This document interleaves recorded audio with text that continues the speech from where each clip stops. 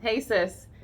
Let's talk today about doing scary things. So, I'm talking to women who own businesses and who are starting businesses or even thinking about it.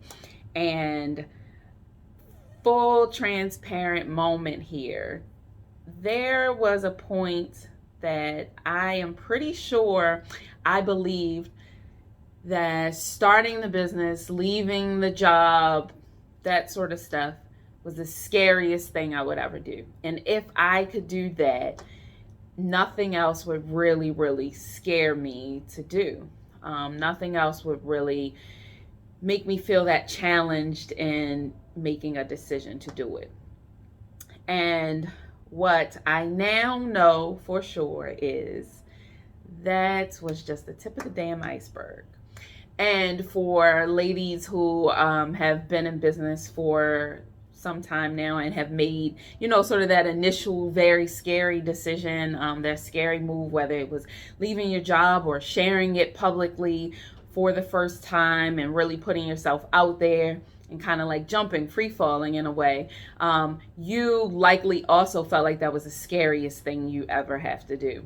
And most likely by now, you have realized that, yeah, it doesn't, that scariness of it, the fear, all of that doesn't like subside, and it doesn't go away because you made that one scary move, but that you continue having to double down and sometimes triple down on your faith to do the next scary thing. And if you have not felt that fear, that anxiety about like, can I, will I, lately, that the chances are you've gotten really comfortable and complacent in your own growth, right? Like you've stopped making big moves like you started out making.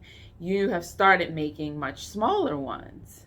And so today I really, want to talk about, because I like to provide really practical sets of tools and things that we can do and that we can use to move ourselves ahead. And so whether you are just starting or whether you have been in the game for a little bit and maybe you need to reevaluate, like, am I really, sort of continuing to put my faith to the test, continuing to allow myself to level up? Have I retreated from making scary decisions a bit? Or you haven't retreated, but you just haven't leaped yet with your next scary one.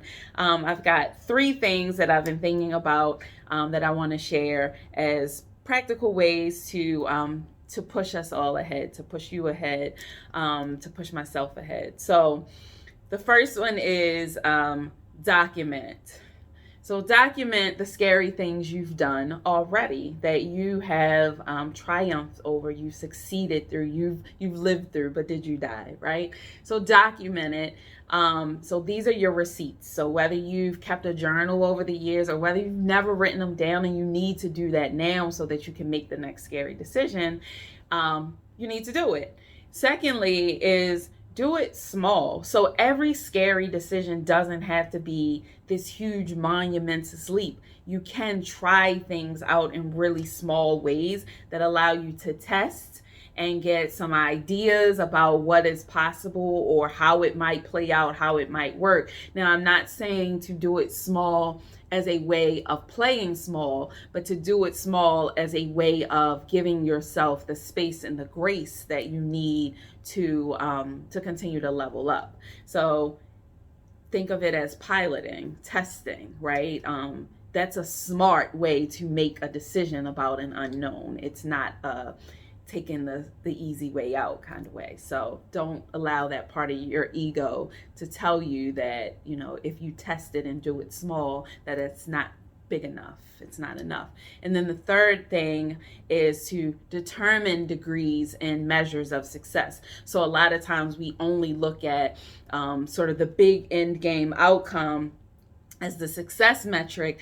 But if you set some metrics that are incremental, or if you set some metrics that aren't necessarily tied to just sort of one particular outcome, then you always win. You always get some win out of the thing that you do, the test, the trial that you put yourself through, the scary thing that you attempt next. So those are my three. So document it. So collect your receipts on things you've done before. Do it small so you can always pilot something, right? Try it small. And then 3, determine degrees of success. So like create some measures that will allow you to say, I did it. I'm on the right track.